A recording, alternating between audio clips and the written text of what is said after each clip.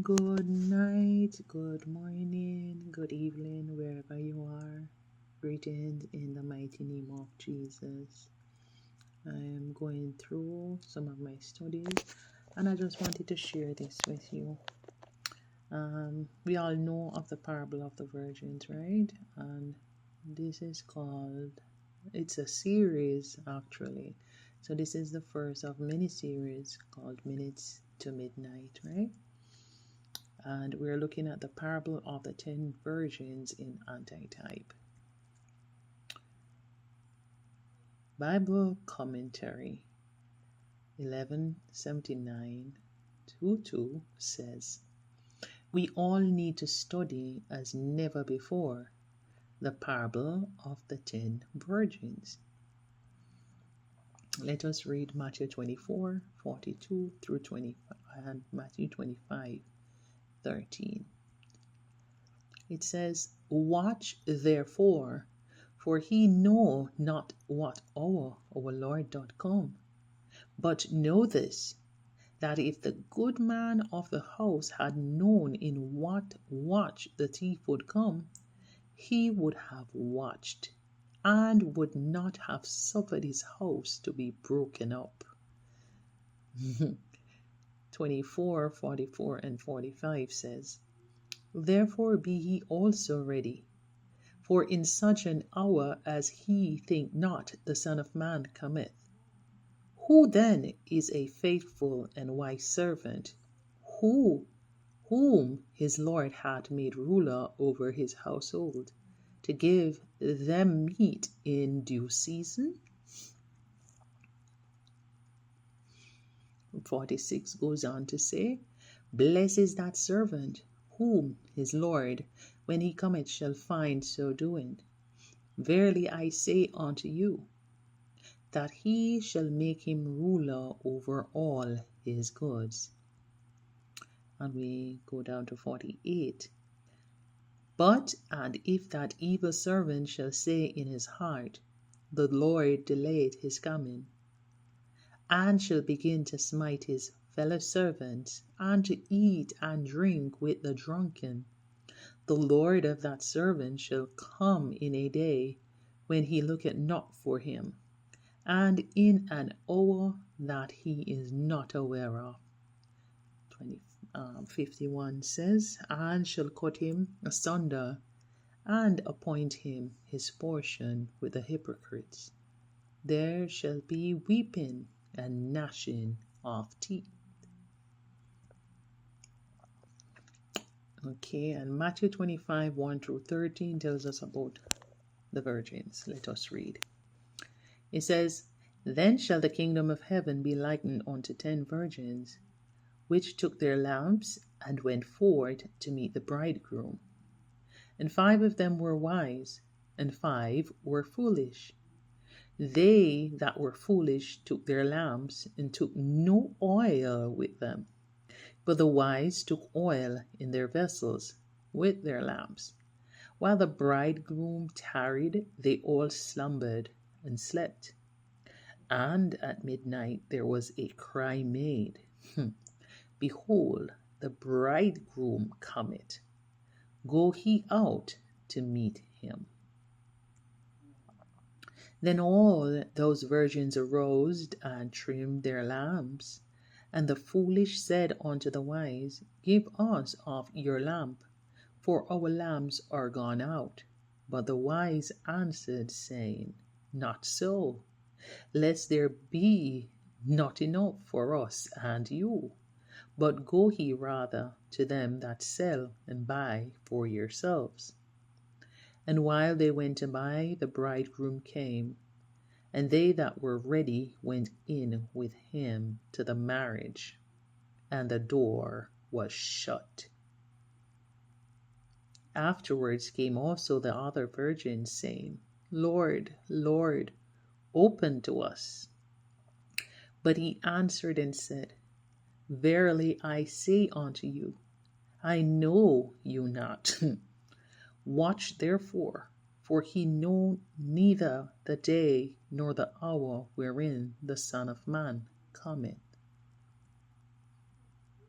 The parable of the 10 virgins of Matthew 25 also illustrates the experience of the Adventist people.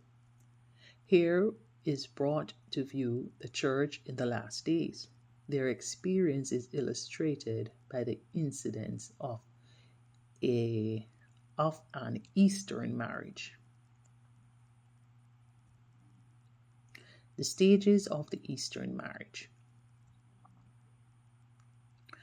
Biblical illustrations of Eastern marriages. Isaac's marriage, Jacob's marriage. In Isaac's marriage, we will look at Genesis 24:16 and chapter 33 also. I think it's verse 33, and 51, verse 51 through 53, 57 through 58, and 64 through 67. Contract. And the damsel was very fair to look upon, a virgin. Neither had any man known her, and she went down to the well and filled her pitcher and came up. But when food was set before him to eat, he said, I will not eat until I have told my business. And he said, Speak on. And Sarah, my master's wife, bare a son to my master when she was old, and unto him hath he given all that he had. Here is Rebekah before you. Take her and go, and let her be the wife of my master's son, as the Lord hath spoken. When Abraham's servant heard their words, he bowed himself to the ground before the Lord. The servant brought out articles of silver and articles of gold and garments, and gave them to Rebekah. He also gave precious things to her brother and to her mother.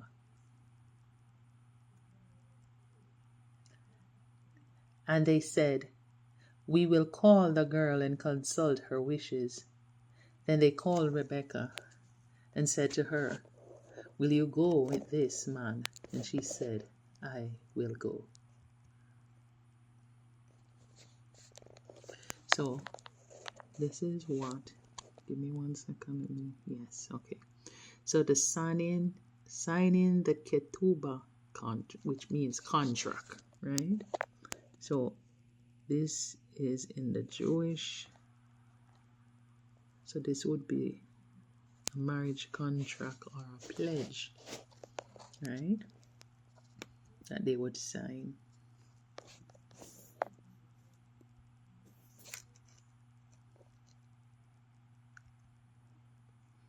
If the bride agrees to the marriage, she would drink wine from the cup, and the bridegroom would say, Tetelestai, Tetelestai, it is finished, right?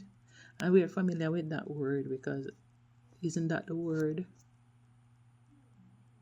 that Jesus used on the cross where he said, Eli, Eli, Tetelestai? Okay, probably I'm not pronouncing it properly, but that was the Hebrew.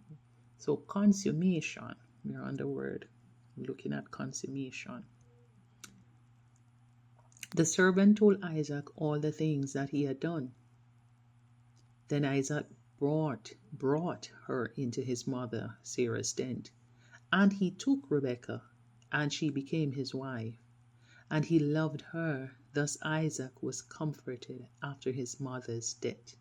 We find that in Genesis 24:64 through 67. Okay. We're seeing a diagram of watchfulness pertaining to Luke 12:35 through 48. Golden text says, Blessed are those servants whom the Lord, when he comes, shall find watching. Luke 19:37. All right. Proof of virgin cloth or cloth. We find this in Deuteronomy 22:13 through 17. If any man take a wife and go into her and hate her, and give occasion of speech against her, and bring up an evil name upon her, and say, I took this woman, and when I came to her I found her not a maiden. Then shall the father of the damsel and her mother take and bring forth the tokens of the damsel's virginity unto the elders of the city in the gate. And the damsel's father shall say unto the elders, I gave my daughter unto this man to wife, and he hated her. And lo, he hath given occasion of speech against her, saying, I found not thy daughter a maid. And yet these are the tokens of my daughter's virginity. And they shall spread the cloth before the elders of the city. Celebration. Jacob's marriage. Genesis 29:15 through 30. The contract. And Laban said unto Jacob, Because thou art my brother, shouldest thou therefore serve me for naught? Tell me, what shall thy wages be? And Laban had 2 daughters, and the name of the elder was Leah, and the name of the younger was Rachel. Leah was tender-eyed, but Rachel was beautiful and well-favored. And Jacob loved Rachel, and said, I will serve thee 7 years for Rachel thy younger daughter. And Laban said, It is better that I give her to thee, than that I should give her to another man. Abide with me. And Jacob served 7 years for Rachel, and they seemed unto him but a few days, for the love he had to her. And Laban gathered together all the men of the place, and made a feast. And it came to pass in the evening that he took Leah his daughter, and brought her to him. And he went into her, and Laban gave unto his daughter Leah Zilpah his maid for an handmaid. And it came to pass that in the morning, behold, it was Leah. And he said to Laban, What is this thou hast done unto me? Did not I serve thee for Rachel? Wherefore then hast thou beguiled me? And Laban said, It must not be so done in our country, to give the younger before the firstborn. Fulfill her week, and we will give thee this also for the service which thou shalt serve with me yet 7 other years. And Jacob did so, and fulfilled her week, and he gave him Rachel his daughter to wife also. And Laban gave to Rachel his daughter Bilhah, his handmaid, to be her maid.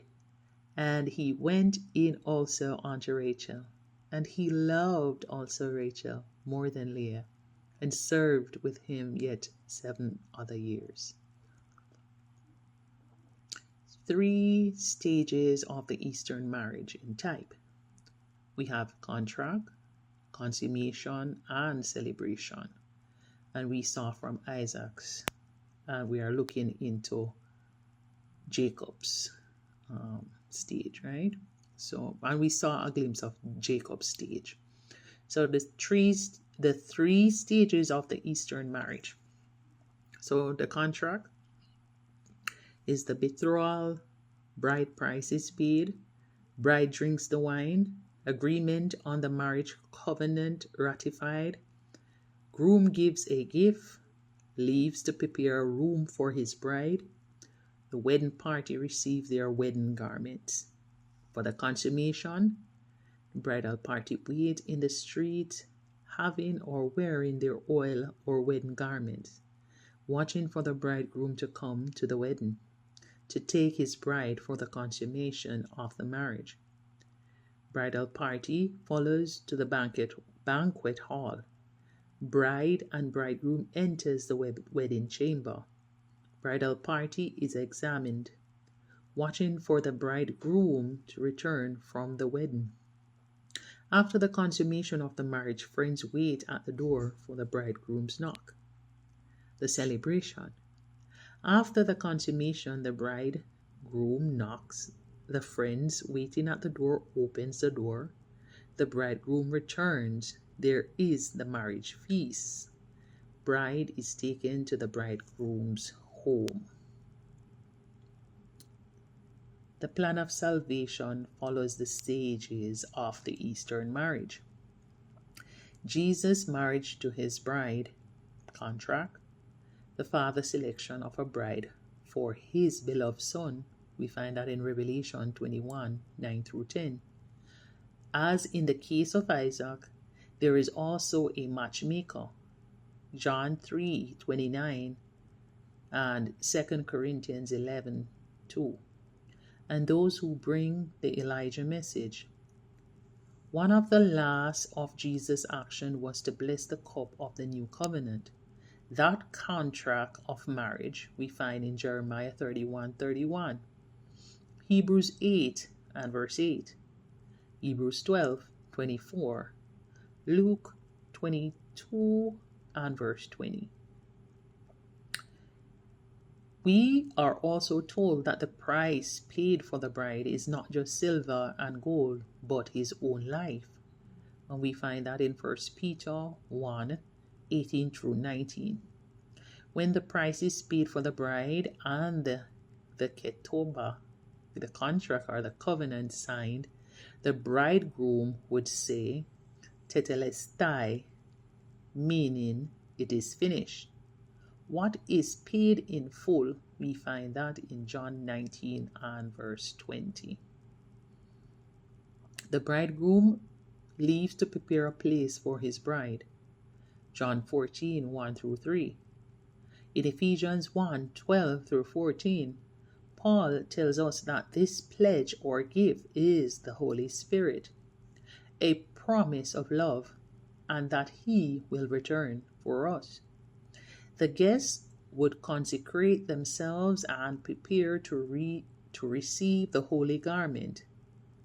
Weaving Hebrews 4:15, John 8:46, claiming Galatians 3:27, wearing 1 John 2 and verse 6, washing Revelation 7 and verse 14, watching and keeping Revelation 6 through 15, for the upcoming marriage Ephesians 5:25 through 27, and Matthew 25, 6 and 22, 11.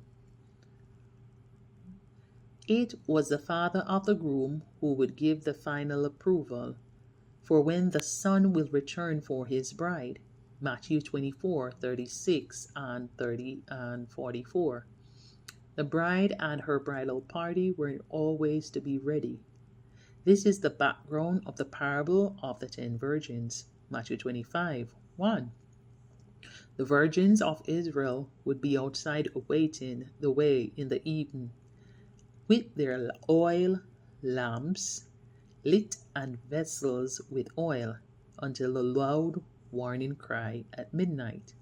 Matthew 25:6. Behold, the bridegroom cometh, go ye out to meet him.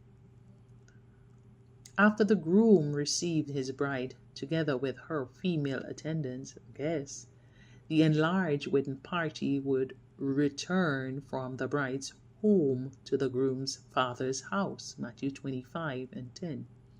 The door would be shut. Since the bridegroom was the son of a king, all the wedding guests would have been provided with a wedding garment that they were expected to have claimed. Galatians 3:24. Wore and are wearing. 1 John 2:6. Washed. Revelation 7:14. And kept. Revelation 16 and 15. While the bridegroom and the bride enters the wedding chamber, the guests would be examined, which is known as the investigative judgment, by the king. Those found without the garment would be cast out. We find this in Matthew 22:11 through 14. When the union is consummated and the groom is ready, he knocks. Luke 12:36 to 37. From the inside of the door of the chamber, indicating that they are ready to make their public appearance before everyone. The friends open the door and the guests cheer. Steps in Jesus' marriage to the bride, the celebration. The pinnacle of this joyful celebration was the marriage supper. We find that in Revelation 19:8 through 9. After the festivities, the bridegroom and bride live in a full covenant of marriage.